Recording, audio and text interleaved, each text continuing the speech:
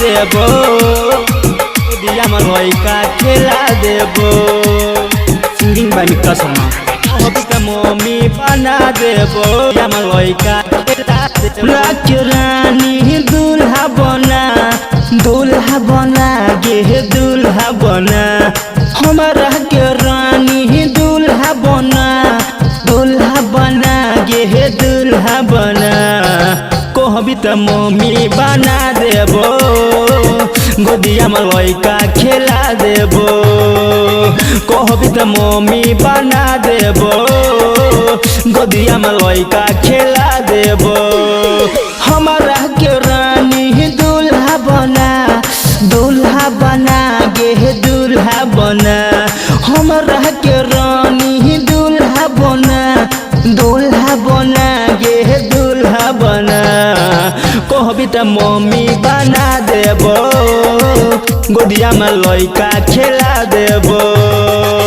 कहबी त मम्मी बना देबो गोदिया में लइका खेला देबो। कहबी त मम्मी बना देबो। शिवानी कॉलिंग स्टूडियो नगोछा 0 माइल मिक्स बाय एडी शर्मा। कहबी त मम्मी बना देबो गोदिया में लइका खेला देबो। मम्मी बना देबो गोदिया में लइका खेला देबो।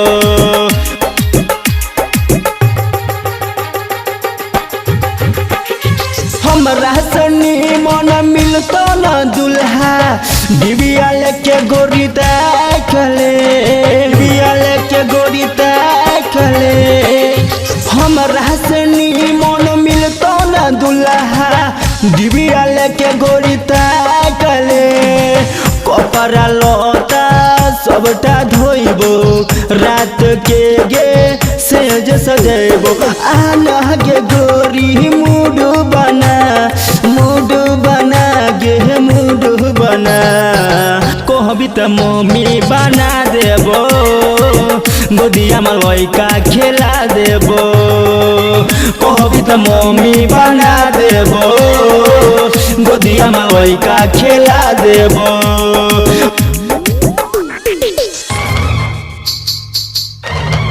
मम्मी बना देबो गोदिया में लइका खेला देबो।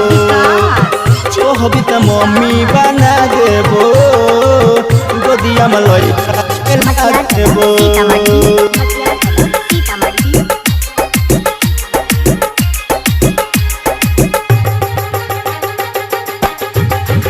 हाँ होई तो न कमी फैशन में तोरा कहे छो बुलबुल राज गे टाटी के घर में पलंग हिलैया भलर रहतो मिजाज गे। करना देरी ई लगन में रमाशिष छै फूल मगन में रहे चिपक के एक ठिना कहबी त मम्मी बना देबो गोदिया में लइका खेला देबो। कहबी त मम्मी बना देबो गोदिया में लइका खेला देबो गोदिया में लइका खेला देबो।